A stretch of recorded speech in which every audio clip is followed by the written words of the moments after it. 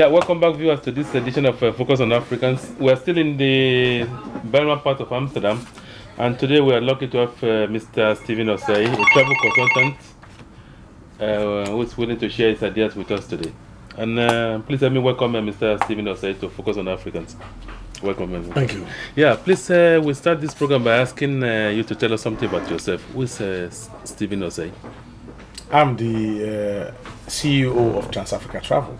Okay. I was born in Ghana and I came to Holland. What's the name of the town? Obo. Obo. In the eastern region. Okay. It is near Nkoko. Near Nkoko, okay. Please, growing up in Obo, what are the things you still remember? I didn't actually grow up there. I was born there and I went to school a little there. And it was on and off. Came to Accra, went back. Okay, you were not stable? No stable living there. I was coming to Accra. Was there a reason why you were moving up and down? Well, most of my family were in Accra. Okay. And Obo is it's a very beautiful town where people go for recreation, relaxation, and so on. What are the things you remember having there? What are the things that make Obo special? Obo is a very beautiful town. In what sense, please? In terms of landscaping. Okay, the beautiful mountains. Beautiful mountains. The scarp, the coast scarp, the ridge, coral ridge. And then, you know, the houses are intertwined, you know. Some of them are built in the valley and on top.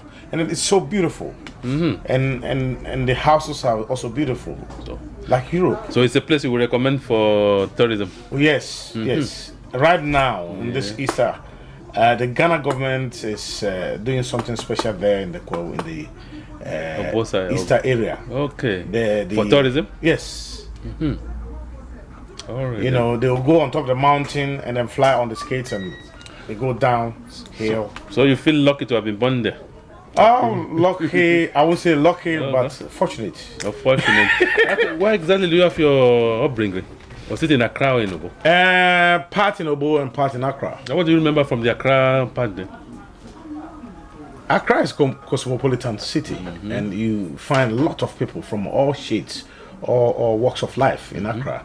So which part of Accra did you grow up? I grew up in North Kaneshi, Adabraka. There are so many places I grew up. You know, I have families everywhere, scattered all around. So you stay with families, not with your parents, actually? No, not with my parents. I grew up till the age of 18 with my parents, 16. You stayed with them until you were 16? Yes. Okay. What are the things you remember from your school days? Discipline. Caning. Really? Yeah, yes. For what infractions? For example, breaking the rules of the school, you know. Walking to the school unhygienically. I mean, if you see dirt in your finger, in your nails, caned for it. You will be caned for it. When you look back now and you see the situation nowadays, what do you do? Before, you know, I can say civilization was not all that keen around that time. You know, but now everybody's wearing shoes. Then we were wearing shoes, but the poor students were not wearing shoes. I can remember. Some of the students will come with bathroom sandals to the school. Chalet water. Chalet water, yes. When they get to the presence of the school, they put them in the flowers. And then they walk barefooted into the school. Because that was banned. The bathroom sandals was banned from the school. You see? Some of your students, colleagues were to school. Yeah, poor students who had no canvas or any footwear to come to school. What is the main activities in your hometown? Are people farmers or are they traders? Or? Mostly traders. Okay. Mostly traders. Okay. No family. We can boast of most of the important traders or commercial businesses in Accra to those people from the Kwao people. Yeah, I remember them from the... yes. They are very, very entrepreneurial. Yes. Why is that? What makes the Kwao entrepreneurial? You see, if you go back to the history, you go back to the old people and ask them how they came about their commercial, and the wealth. They will tell you some of them started, they brought salt from that area. You know, they carry food to Accra, to the coastal areas where they can get salt, walk all the way and then bring them back to Kwao salt to sell. Okay. They bring other materials there, Exchanging. exchanging and so on and so forth. And that has And as been time the- went on, as they were trekking, they came to realize that some of the cities or towns were along the main routes. Okay. So they settled in most of these towns, like Koforidua. Okay, you have a lot of Kwaos there. Yes, Koforidua, Kota, Kraboa, Nsawam. These are all commercial towns where towns settled by roads, main roads, yeah. And then they started doing a lot of businesses there. Okay. And the business were expanding. Then they moved on to Accra. Yes, it expanded. And And now these you poor are- people too Yeah. are people who help each other. Therefore, they're very united people. Very, very. The poor people are quite united, yes. Okay. These one are of some of the things that are disappearing from the other groups in Africa. So maybe it's a Exactly. it's a very positive thing. Yes, yes, yes. So if you see a Kwao person, you automatically Yes. try to help. And they discriminate quite a bit. Not discrimination, but when they see you as Kwao, Kwao, yeah. they think you are an equal. You are- so you you are share a kinsman. ideas, business, and so on. So it flourishes. Of course, then the That's how it should be, there's progress among the people. Yes. Because one is a lot of helping the progress. A other. lot of progress, yes, yes. So you don't want to see your kinsman in difficulty. No, if somebody walks to you, and tells you As the a- problems, you try to help the person. And most of the people you help, they come to bypass you in terms of wealth. Sometimes we become very proud to see people Okay. you have helped helped, before, and then is that still among the Kwaos, or still? it is still among the poor people. Okay. Yes. That's a very positive thing. It is, it is. If you ask anybody from Ghana, they will tell you the poor people are this or that. Okay. And they're good people.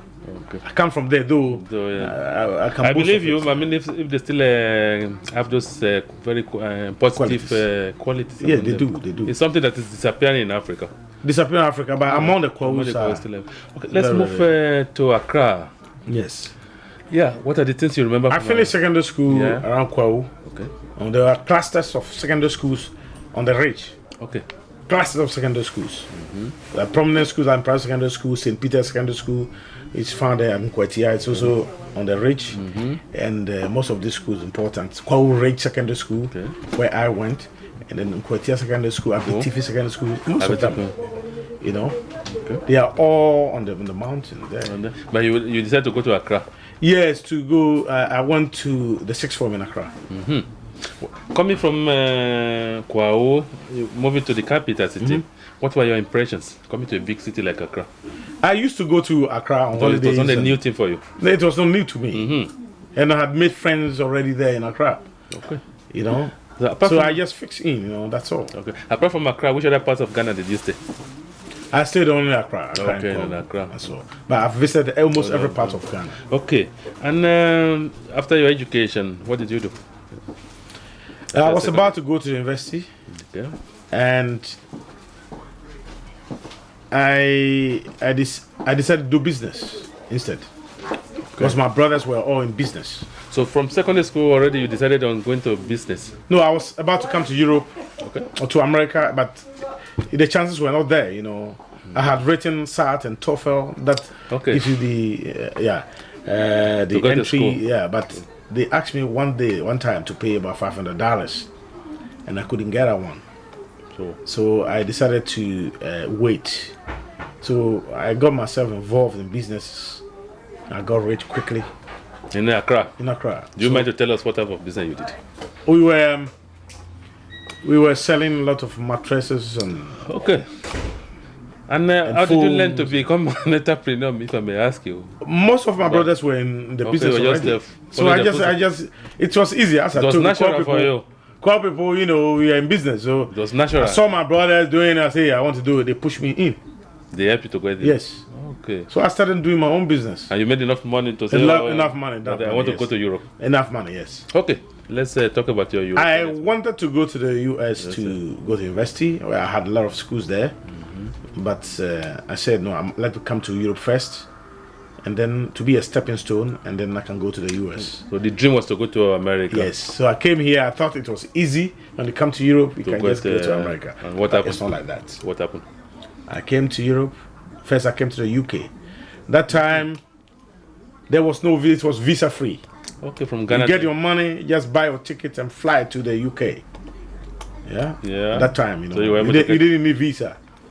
You're part of the Commonwealth. Yes. Thing then. You get to the UK and then they will interview you at the airport, the immigration. Yeah. If you fail, you go back. They take you back. It was a gamble. It was gamble. How did you beat it? Simple. Someone advised me, look, those people there, the immigration officer like you and me. Mm-hmm. There's nothing different about them. Don't shake. Don't be scared when they begin ask you questions, you know. Sometimes they are quite scary, you know. Okay. They bombard you with very difficult questions. To and make life difficult. Yeah. You know, shout and ask you and squeeze their faces as if the, you know. Yeah. But I took it easy. I got there and they told me if you want to meet an Englishman, for him to respect you, put on a tie. Okay. And start your sentence with please or end your sentence with please. And then they'll sit up and look at you, well, hey, this guy, you know. So I was coached, you know. Immediately I got there, I greeted the immigration officer. He said, yeah. He greeted me and then I asked him, how's the weather today? Really? Yeah, you know, giving an impression that I'm confident. Yes, confidently. And then he said, oh, the weather, you told me about temperature and so on. And conversationally? Yes. So he said it's a different... So the fear was gone. So I talked to him normally. More relaxed. And he asked more relaxed atmosphere. He asked me what I was coming to do in the UK. I told him what I was coming to do. Okay. And then he just gave me a stamp and said, have a nice day. Serious? I entered the UK. Okay. Please, you were telling us about your getting to UK. You were given a visa to enter. Please, what are the things you did there? I went to the UK and, you know, I went to meet most of my friends there at the sixth form level. You know, I met some of them. Yeah, some of them came to pick me from the house. We went out to the club, and I was wearing a common shirt, you know. And they told me, no, why don't you put a jacket on? I said, no. In Africa, I can sleep in the fan, you know. Man. So I went out with them. I walked about 100 meters and said, oh my God. It was terribly cold. Terribly cold. You came in the winter. Quickly, I went back home. I said that I can go out again. So I was there. I was trying to go to school, but it was not easy at all. One, you don't have the same permit. You don't have the working permit. How do you go to school? And what scholarship? You know, I thought it was going to be easy. But some people were working and going to school. Some of them were doing that. Yeah. You know, you can't just go to the UK and go to school all of a sudden. You have to start from somewhere. Sometimes you can stay home about 1 year to see what you have to do. You know, get work to support you and so on. How long were you in the UK? I was there for about almost 2 months. Oh, you didn't stay long then? You know. What happened? My brother was here. I called him and I said... Okay. You have a brother in the Netherlands? I had a brother here. So I called him and he said, okay, you can come. So I went to the Netherlands embassy. They just gave me a visa immediately. So I came by the ferry. Just like that? Yes. Okay. That time it was easy. So I'm talking about 25, 30 years ago. Yeah. There were not many of us. No. And some of them had not seen black people so much. So, you know, if you convince them, they let you in. You win. Okay. You know? And you came to the Netherlands. What was the main difference between the Netherlands and the UK? Language. Okay. How did you cope? You know, if people don't understand your language, they think you are stupid. That is true. Especially in Europe. In Europe, if you speak their language, they take you as an equal. What if you speak English to them? To the Dutch people? Yeah. Fortunately, the Dutch people can understand English, can speak very good English. Okay. So we didn't have a problem here at all. That is why most of the people here from Africa, they cannot speak Dutch. Because they use English, and yes, the Dutch people that's why immediately you speak English. No, immediately you start speaking Dutch, and they see that you're from Africa. They begin to speak English to you. Okay, unlike France or... No, yes, exactly. Or the and for me, any Dutchman I see, and I want to talk to, I speak Dutch. If you speak English, I'll tell you I don't understand English. You are trying to force yourself to learn the language? Yes. Okay. Because they will discourage you by speaking the same language with you, English. So, for how long did it take you to master the language? It took me, it took me about 6 years to learn to master the language. 6 years. 6 years. I've never been to a classroom to learn Dutch. But you speak it very well now. Very well. Why? I learned the language from children. Okay. Your children. Any child at all. Okay. How did you do that? Women. Were you moving with a lot of women? Huh? Were you moving with a lot of women? No. The reason is that the old men, Yeah. they use the big language, Okay. deeper language, Okay. so you can't understand him. The vocabulary. Yes. Children, they don't understand the vocabulary very well. They use simple vocabulary Constructions, which yeah. you can understand. Okay. And then the women too, especially the old women, they are very sensible enough to know that you are a foreigner.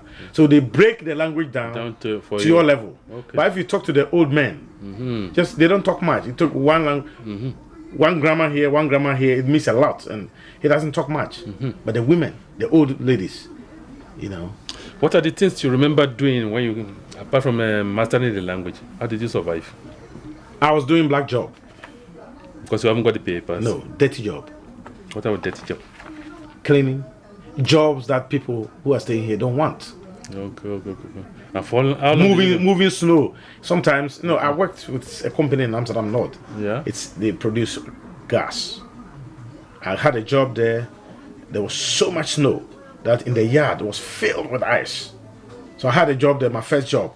So you remove all the ice, put them in wheelbarrow, and then drop them at the bank of the canals. You were doing that in the snow? The first job. How are you coming from Africa, from very sunny place, trying to push wheelbarrow full of snow? If you don't have job, what do you do? Any job at all. You are willing to do. You are willing, more willing. Because in Africa we have suffered so much. We have done enough hard work. So snow is nothing to me. But I started. They gave me the wheelbarrow, pickaxe, shovel. Yeah. And then I started removing. Enthusiastically. Yes, enthusiastically. I went about 10 times and I felt the ice was beating me so much. The frosty and my ears was cutting. My eyes, nose, my nails. I couldn't even move. 10 wheelbarrows. Yes. What happened then? What did they tell you? So I was standing at the bank of the canal and I nearly wept. It was so cold. I said to myself, what the hell am I doing here? It was so new to me. I had never seen snow. And then you are shuffling snow? Yes. To remove it from the road so that the trucks can come in and load. That was your first job? And these white people I was working with, they told me, can you go inside and drink coffee? Because they saw that I was shivering. You were suffering. So I went in there. They took pity on you? Yes. I went in there. I didn't like coffee too, We produce coffee, but we don't like it. So I put hot cocoa, drank it, and I went back. I went one time, second time, it was the same problem. I couldn't walk. But I tried to do it for about 3 hours. I went home. Were you not sick? I was not sick, but I suffered. It was so cold. So I went home and I told my people that it's so cold I couldn't do the job. They were so angry. Oh. Okay. What did they had no cause to be angry. Why? Because I was new in Europe. And I didn't have the necessary shoes to wear. To work in the snow. Or shirt or But why didn't they find you in a cleaning job in an office? Who should find you? I thought you were with your brother. He was an illegal immigrant. Okay. I had the same status like him. Okay. Uh-oh. So from clearing snow, what else did you do? And I came home and I sought for another job. That time you can just walk into housing bureau and then you can get a job. Sometimes they will tell you, go and bring your brother. Okay. We were not many here, Okay. And we were hardworking people. Because if you get a job, in order for them to make you a permanent worker, you have to work hard. And all Ghana people I met here were hardworking. Okay. They give you probation? Yes, just 2 months. Okay. After that, So I had a lot of jobs here, cleaning and so on and so forth. And for how long did you do that? Many jobs? About 8 years. 8 years. In the meantime, you were trying to also thinking that, how can I improve my situation? What did you do? Yes, I decided to go to school. Okay. But my documents were not regularized. So I tried to regularize my documents before going to school. So I met a lady here. We married, and I had my staying and working permit. And I had other jobs. I was working. The last job before I went to school was Siemens, Netherlands. Siemens. What did they do? I went there. It's an electronics company. Okay. I was at the quality control section. Okay. So I was working there, and then I decided to go to school to broaden my horizon, to see for greener pastures. So what did you study? I studied travel agency. So I'm now. What drove you into travel agency? My sister then in Africa was working with Nigeria Airways. Okay. And she was so smart, and I really she impressed me so much that I decided to be an air hostess. Oh, you wanted to be an air? No, not really. She was an air hostess. Okay. So I wanted to work in the airline industry. Okay. So I decided, what can I do with my life here in Netherlands? Okay. So I started doing correspondence, looking everywhere to see if I can find school and so on. So I found a school. How did you finance it? I was working, and then I told my boss I want to go to school. My boss told me, hey, this job you are doing, even white people like us cannot get your job to do. It was a nice job. Quality control, Siemens. That's not what you wanted. No. Okay. You don't put me in a Was hole. he trying to discourage you or what? He thought I wouldn't get a job in gain. Okay. So when I told him I was going to school, he said, you are crazy. You better stay here because you're doing a very nice job. The pay was good. Okay. So I told him, please, I want to leave. He said, no, I'm not going to give you a letter that if you leave, you leave on your own. Okay. But I wanted support from the government. Okay. And if you quit your job, you don't get it. If you quit, you don't get it. So he didn't give me. How did you So I studied in the evenings. Okay. Why still working with him? Yes. Okay. So the first one, the travel agency, I passed, and then they called me. Unfortunately, they called my office at Siemens. My boss took it, and they said, "Oh, we want to congratulate Mr. Osei. He has passed. Blah blah blah." You didn't tell him you were going to go to school. No, he didn't allow me to go, so I did it on my own. So I didn't tell him at all. How did he react to it? He was happy. He talked to them, and they said I did very well. Okay. And blah blah blah. Number of students and how many passed, and I was one among the successful few. ones. Yeah. So he was happy for me. Oh. So he gave the phone to me. I talked to them. They congratulated me, and then later on he talked to me and said, "Oh, so you made it?" I said, "Yes, I made it. I'm going to do the advance." The consultancy. Okay. So I'll need much time. So he allowed me. Really? Yes. So it's just perseverance helps. No, sometimes people discourage you because they don't know you. They don't know But the when qualities. he saw the effort you put When into they see your efforts, they push you. for sure. This is what he did. That's what I'm going to ask you now. Many Africans complain about lack of opportunities. You have to look for the opportunities. Yeah. The opportunity will not come to you. Okay. There are a lot of opportunities around, Around there. but they will not come to you. You have to seek them. Yes. Seek. Okay. Seek, And you shall and you find. shall be given. Okay. And another issue is racism. You came, you struggle, you did many jobs. Many Africans go around complaining about racism. What are your experiences, Mr. Osei? You see, racism is everywhere. If you are not from a race, I will see your shortcomings. So simple. But it shouldn't allow you to discourage you. No. You shouldn't allow it to discourage at all. You shouldn't give up. No, don't give up. Because you have traveled to this place. Their culture is different. Their language is different. Attitude different. Food is different. You see? So definitely they will discriminate somewhere. You know how they behave. Okay. We are very abhorring. You know, we talk. We express ourselves the way we want it. But they are different. Okay. So definitely, if you go to them and you begin to shout. But you are a very successful man now. You're sitting there in your own office. But initially, was it? How do they treat you differently now than when they were treating you before? Now sometimes yes, they treat me different. Yeah.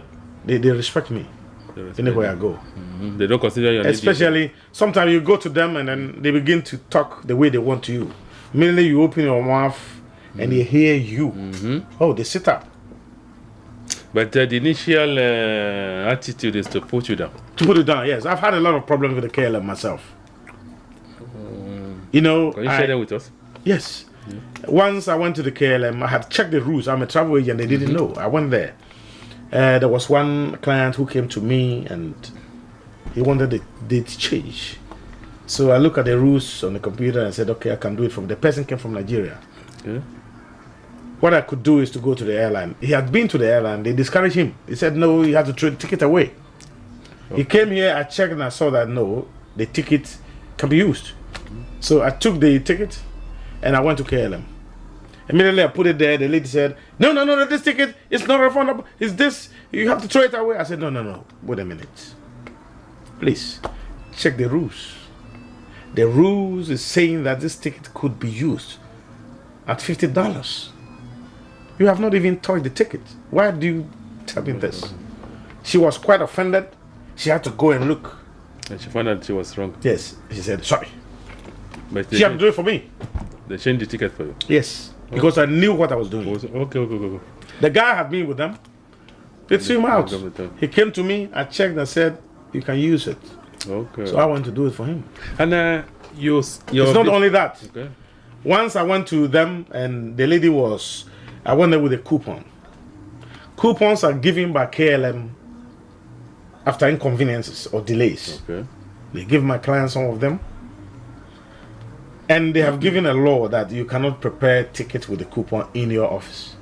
So I made my bookings here, reservation, took copy. I added the coupons $50. So I went to them, I gave it to them.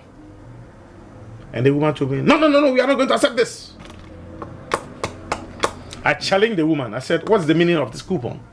The coupon has been given to clients for delays and other inconveniences. That's why I'm here. This is the booking, the reservation, and this is the money. How much do I have to pay? If it's 500, deduct €50. The woman made a lot of problems with me. And these people, sometimes they support their own people blindly. Really? Yes. That's still your experience? Yes, it happens a lot. Okay. If white man or white woman does something to you as a black man, and she goes in and tells them anything at all, they believe her. But that's something we're lacking in Africa. We lack the black racial solidarity. You don't call this solidarity. Why? It is the absence of truth. Well, I mean, automatically the white people they manipulate. Yeah, they us. It's quite discriminatory. Automatically they support themselves. How do you support yourself? He's a human being. We are all human beings. Yeah, but they don't see it that way. No, me, I don't see black and I don't see white. But they do. They do, and that's a problem. That's a prejudice, and that's what they have to stop. And you think they will stop it? Or we have to force them to force? The young ones who are coming have a little bit different attitude than the old ones. Okay. So you think the young ones are changing things. If you come to me, the young ones, they should rub shoulders with and they get on. Okay. But when they get to certain positions, they despise you, and that's very, very bad among the white people. When they are young and inexperienced, they are okay. As soon as they get to a position, let me tell you one thing. Yeah. Where I went to school to do this consultancy, when you are coming out, you see this airlines, Air France, KLM, is coming for students with consultancy to recruit. When we came here, there were a lot of KLM offices in the town. So to make you managers of such offices. So they will come and then recruit you. It was ready. But I told them, I am not going to do that. So after our final exams, we went to sit somewhere, the students, and everybody was trying to tell the experience and what they are going to do in the future and so on. And some of them had also accepted the positions with KLM, Air France. I have some of them, I know them, I go there and I talk to them there all the time. And I told them, no, I don't want it. Reason, if me as a black man with my consultancy, I go to work with them, definitely somebody will go behind you and talk to them. He comes in late. He doesn't do good job. But you are the best. Is that a very common... It happens a lot. So you become depressed. I mean, and you wouldn't like to work again. You see, a lot of people are not working. Black people. Because of these problems. These are things we don't know back home. No, there we don't know. There too, there are a lot of favoritism. If you don't know a minister, you never get good job. I mean that white people are discriminatory or that people are depressed. Among themselves, they don't discriminate. But if you're a foreigner, between black and... especially black, they discriminate. It will take you there as a manager and they'll bring somebody who doesn't know anything to understudy you. And you see all of a sudden, he'll be on top of you. Does that happen very often? Very often, yes. especially to black people. If you can go to the street and ask most of these black people who have studied to a higher level, and they experience all these things in their job places. So sometimes they become so depressed that they don't want to work function again. anymore. Okay. Mr. Osei, let's talk about your business. You operated from the Belma, which is predominantly black. Was that a deliberate decision? Yes, you see, if you look at the Burma, especially this side of it, you can't find a lot of you can't find travel agencies. If you go to the city, there are a lot of it. Almost every 100 meters you see a travel agency. Why are people suffering like this? In the Southwest, there are a lot of black foreigners, and there are no travel agencies here. So if I have that kind of opportunity, why don't I come to the Southwest and help my people? Okay. It's one of the So reasons. it was deliberate. It was deliberate. And my core target, Black people. black people. And mainly Ghanaians or from all over Africa? All over. Okay. I have Ghanaian clans, Ugandan clans, Nigerian clans. How do they Benin relate to you? How do they relate to you? I mean, we have a common culture, almost common culture. The way we express ourselves, the way we understand ourselves is different from the way the white people understand us. But in back home in Africa, there was as a black person, a black brother, they want to ask for favor and maybe. It is part of our culture. So what do you do? How do you cope with that? No, when they come here, well, they don't ask for favor, but they ask for reduction. Reductions. And how do you cope with that? Oh, I always explain to them that I have to pay the bills here, pay my workers and so they on. understand. They understand. Some of them understand. Some of them, next time you have to do something for me. You know, it's part of our culture, you know. And then we have to understand that we have to teach each other. There are certain culture that these people have. That is good. That's better. Like what one? Which ones, please? For example, you go to a white man and you do business, purely business. You don't bring family affairs into it. Favoritism, favor. So you have to play a sort of a psychological role. Yes, I always teach people. I always tell people that you cost something administrative cost. If you come, I open a file like this for you. This is money. I write receipt for you. It's money. I code the computer and book you on. It's money. Okay. The human resource. Okay. And after some time, you come and say, no, I need my money back. You give him back. But you have used it. It's money. Yeah. You received money. And the paperwork. You bought money. The electricity. So the electricity, that is, you have to take something like administrative cost. You understand? But black people don't understand. They think they have to give me my money. Your money is money, yeah. Not knowing this one, you bought it. You're going to lose if you don't take that administrative cost. Yeah. I try to show people. Some of them understand. Some of them also talk a lot. And then, what can you do? You create an enmity between yourself and them. Sometimes they do. But what can you do? We must learn sometimes. There are certain things that these people have that we don't have. But on the whole, what's the relationship with your black people in the community? Excellent. They like me. I like them too. Yes. So. Yes. Do you have any organizations also where you are part of? Oh yes. We have. I go to some of their culture events. And okay, from the other national. Yes, Nigeria, Ghana, Uganda. I went once. It's so nice. So they look up to you, in a way. Oh, they are all my equals, not looking up to me. But they see me and we talk and then you know. You know, and I love it. Please let's talk briefly about Ghana. And do you have any project in Ghana? Because why I ask you is that many people complain that whatever project they put in Ghana, people abuse or misuse them. So they're rather discouraged. What are your own experiences? Oh, definitely I've experienced that kind of painful experience. Okay. You know, back in Africa, they think anybody who is here is rich. That's the impression. That's the impression. They think anybody who is here comes by money easily, by something like that. And sometimes because the way we are brought up, you know, extended family, your uncle helped you somewhere along. So you try to help other people. You send money for them to help them, and you see somebody using the money the way they want it. Sometimes if you want to put out a house, for example, maybe 2 bedrooms for your future, you send money to them, and then they will misuse it. And I have suffered from that before. How about investment? Have you invested in Ghana that was abused? No, not yet. Okay. Not yet. Because that's a very major concern among people I've spoken to here. That yeah, at least everybody is trying to make some house or something, some property, so that in the future they can relax in their pension and so on. So you see. Yeah, let's talk about you're a very successful man in Amsterdam. Yes. Are there things you still miss from Africa? Do you miss anything in Africa? Yes. Like what? Warmth. The warmth? Warmth. Now you can buy radiation. But no, not that one. But warmth, friendliness. Okay, really? You know, yes. Don't you get it in the Belma? There are a lot of black people around. Everybody's busy. So it's a European problem, but yes, everybody's busy. Okay. But when you go to Africa, you can see your kinsmen. Talk about the future. And talk you about miss the past. A lot. Why is that so important? Because we take it for granted back. I was brought up from Africa.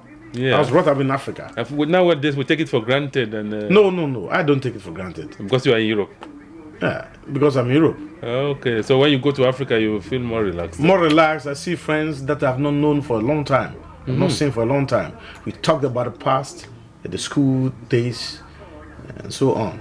So nice. Okay.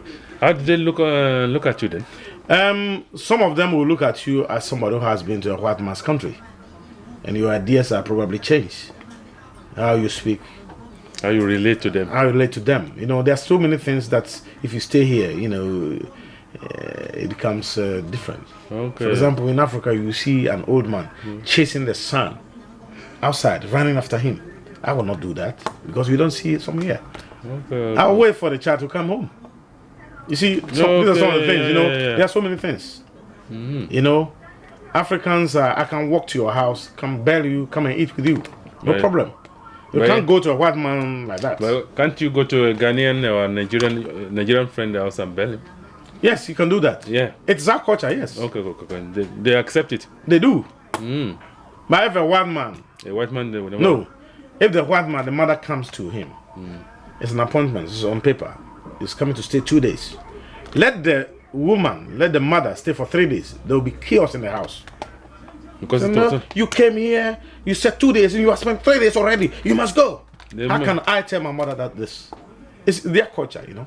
Really? Yes. When my mother comes to me, I won't tell my mother to go because you overstayed your welcome. You don't ask her how long she's staying? No. Okay. You see, they have different cultures. Let me talk about two cultures. Yeah. They are very, very honest people, you know. The Dutch people. White people are honest, but they are not generous. We are generous, when we are not honest. So there's a positive and the positive. This is one of the positive things. We are not honest. No. In what sense? Sometimes, for example, you send money to your brother in Africa. Do this for me, and he will misuse it. Married by 3 wives. You know. So they have the positive side. Look at the newspaper they distribute in the night about 3 a.m. They put it in front of shops. Okay. And in the morning, the shop owners will bring them in. Go to Africa, you drop it, and somebody will follow you, put it in his car to go and sell. Is that honesty? That's an example, you know. That's a very good example. You see? What do you think? Poverty. Does poverty explain stealing what you don't need? I mean, what you don't need? What newspaper you take, you go and sell? You need it. Yeah, but if you look back in the 60s when we were growing up in the village, people put their things outside to sell. They go to farm. So how come we're not? The population was not so big, and people. We didn't have much in those days, but we didn't steal. But food was always on the table. Yeah. So what went wrong with us? What went wrong with us? Population. Overpopulation in Africa. Really? Yes. Which country? Look at our roots. Ghana, for example. Which country are you giving us overpopulated? Overpopulated. Ghana. I'm not talking about Nigeria. Nigeria's worse. Let me talk about Ghana. Yeah, okay. Kwame Nkrumah came to make roads. Depending on the population that the country had. Yeah. Now it's overpopulated that the roads are too small for the population to cope. Yeah. So we see traffic everywhere. Does that have to do with population or lack of planning? The population of Holland is also growing, and they have a very small country. It's planning and everything. But in Africa, when we use about $1 million to make road, it should be there until the kingdom come. No money to repair, maintain to maintain it, and so on. Look at Nigeria. So the Roads are bad. So the lack of maintenance, Maintenance, planning, overpopulation, these are killing us. Here they plan. Yeah. Yeah. Well, the next question I'm going to ask you: when you go back home and you see the situation back home, lack of electricity, water, bad roads, what exactly do you think we are doing wrong? We are dishonest, as you mentioned. What other things? Mismanagement of resources. Everybody is trying to Still fill the pocket first, at the expense of the state. Yes. That is what you don't have fear. Yeah. Here, if you're a politician and you lie, the next minute you have to go out, you resign. But in Africa, not. No. Have you seen that one before? We cling to power. Yes. A minister will go and kill somebody and still be on power. But immediately your name comes to the news, you must be on your way out. Yeah, then the question. Nobody will force you. You will go and resign. Mr. Osei, sorry, but it sounds so pessimistic when we look at it. What do you think we can do to fix it? This is difficult. Yeah, I know it's very difficult, but the idea of this program is to, for example, share ideas how we can. We go back to, for example, me. I go back to Africa and I try to impress upon the people what I've learned from here. Yeah. When I go to Africa, I don't blow horn. I don't blow my horn. When I'm driving, I don't blow the horn. I just drive behind that person for a person to pass, like here. But if you go to Africa, even if you are 10 meters away, if you're 100 meters away, you try to blow the horn. Yeah, so that these are some of the things. I mean, indiscipline. Noise pollution. Against the law. So many things. So many things. But then, and people don't want to change. Do people have to change, or the laws must be enforced? People have to change too. I mean, if you enforce it, you abuse. I mean, if you are driving in this country and you make a mistake, there's a camera to catch you, and they send you a ticket because they have planned. Yeah, they have money to make cameras everywhere. So if people are made to pay for their mistakes, people will learn. Maybe they will learn. But it becomes political. If you bring this measure, then they read in politics. They won't vote for you next time. You become very unpopular. So it's like a vicious circle, Mr. Yes. So, look at Ghana. Yeah. Accra. Accra is overcrowded. There's a new mayor in Accra. He came from America. He brought his ideas. He was going to break certain houses, make streets, make Accra clean and neat. He started, and then the president called him and said, "Stop it." Politics, because they are not going to have votes. So but this is something all the political parties should come together and do. It's just like lack of a national orientation. We don't have a national policy. This is what we want as a country. Yeah. I mean, in Holland, the people, no matter what political party you belong to, if it's a good cause, they all support it. So not here. Yeah. So if I'm going to ask you another question, please. If the president should call people like you for advice, what are the things you are going to suggest to him? Proper planning. Yeah. Every child who is born must be registered. Registration of birth. Yes. Okay. So you know the actual population. Okay. Address system. The address should be okay. Yeah. The address system is very important. So that if you go and commit crime, they will easily know you. Like here. Okay. So long as you are here, you have an address. You have an address. Which is a policeman will take your identity and know where you stay. Know your house. Which is not the case in Ghana. No. Address system is bad. Is he a Ghanaian? You don't know. You don't know. You understand what I mean? Okay. So the first thing they have to do, childbirth must be registered. The proper registration. Proper addressing system. So that we can walk and put a letter in your address. If you are driving a car, we know that is your address. You send a letter to your address. It also makes an economic sense. It does. The government can harness the economy. The government can get a lot of revenue from bad driving. If you drive bad, cameras will take you. They know your address. But also, how do you plan without knowing the population of the people? That is the problem. That's why I'm saying Yeah, then I'm getting the logic of your argument. Yes. If you don't know, how can you plan if you don't know the population? Yeah, the population the country has is what they use to plan. For resources, to allocate. Now they can't plan anything because of population. They don't know number of people who are there. Guess what? So how much money are you going to put in school children, health, and so on? It becomes very ambiguous. I mean, it doesn't work. Yeah, it's also very serious issues you are raising here, because you can ask, I live at Pretoria Street number this and that. In Ghana, people start describing to you where do you live. Oh, you have to go. There's to a signboard here. And no, that's wrong. It's time we change those things. It must change. In Ghana, they have started. I don't know how far they will go, but I support it. Unless the politics enter into it again. Yes. But we who are here, and most of these politicians have been to Europe, America. That's the saddest part of it. They've lived in these countries, in Europe, and they see what is happening. They see, but they don't take part of it. Most of them come and study and go. Those people only see few things. But those of us who have stayed here, rub our shoulders with these white people, and know how their system works, we can easily carry through.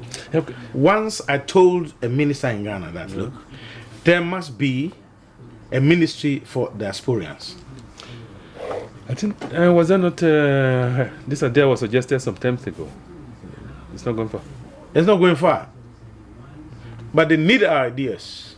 Also your resources. Yes. And there are so many things. They are getting a lot of money from us here in Africa. A lot of money. You know, so we are resourceful people. We are very important to the component economy. of... yes. You should form part of the component of the national planning. The money we send to Ghana is the third highest foreign exchange. I thought there was this debate of creating a Ministry of Diasporan Affairs, and also to make the diasporan... that's what they have to do. We will send our ideas there. Anytime I go, I can go there. Yeah. Suggest something to them, and then they can implement it. Please, what are you Ghanaians doing here? Do you have an association that can channel these ideas to the... Yes, we have just started doing that. You know? Okay. And the Kufuor government, he invited diasporians to Ghana to come and invest, to bring our ideas back to Ghana. Okay. Many people went. It helped the country. Okay. But now, because this new government came and they had other problems, the thing is collapsing. It's collapsed. There's no sustainability. And everybody's also. back. There's no way to sustain it. No. Lack of continuity. Yeah. That's another problem we have. That's another problem. Africa will lack that one. Lack of continuity. As soon as the government comes in and they dismantle the old structure of the previous one. They make it political. They may think, oh, this government brought it, so let them go. That doesn't help. But you said you were trying to revive the idea of... yes, I talked to one minister and they are talking about it now. It was very important. Our ideas are very important. If you look at, if you take the case of Israel, they depend a lot of the Jewish outside Israel. That's it. Yeah. That's it. And their policies are up to date. Their policies are good. Yeah. It's helping the population. They send money in there, and the policies are good. It takes off from there, and it's good. So, but when you send money and you don't see the worth of it. Yeah. Look, I told one organization, a Ghanaian organization here, that if the government should ask anybody who is staying outside the country to donate $1 every month, it's a lot of money. Yeah. But then you have to make us feel like we are part of it. May I ask you, in this community, how many Ghanaians live in the Bell? About 10,000. 10,000. And Amsterdam? In Amsterdam, it will be about 15 to 20,000. Okay. So if every one of them is contributing €1 a month, you can multiply it. That's only in Amsterdam. It's only in Holland or Amsterdam. What about UK? A lot of Ghanaians there. A lot of Nigerians there. Go to the UK, US. Go to Germany. There are many. There was a quotation, I don't know how you see it, that the problem we face in Africa is not lack of resources, but lack of vision. Our leaders, they don't. Sometimes they will have the vision. But like you just mentioned how we can generate money from our diaspora. I mean, €1 is nothing for you. If the government of Ghana asks you, please contribute to 1 million. Maybe they have a special project come on the airport server. Yes. You know, people are scared that when you send the money, that money, €1, they will misuse it. Yeah, good. One minister will sit at the home and then use it for family and so on, holidays and so on. We want to know what they are going to use our money for. Okay. Why don't you think of a project? Let's say diaspora and Ghanaian diaspora in the Netherlands want to go and finance this project. That will not be possible. It will only be possible when we come together as one people. Okay. Are you but not when somebody's in Germany and I'm here. I'm talking so the government can do that. That this is what we want. This is what we are going to use your money for. Yeah, it's viable. We will do it. Yes, for the nation. Yes. Thank you very much, Mr. Osei, for granting us this interview. Thank you very much for watching the Focus on Africans today. And the policy makers back home are also watching and taking notes of some of these ideas. Actually, we have no business being poor in Africa, given our resources. We have almost everything. So the idea of people still 53 years after independence, people still lacking water and electricity, still struggling for food to eat, really should have been a thing of the past. If we are listening to people like Mr.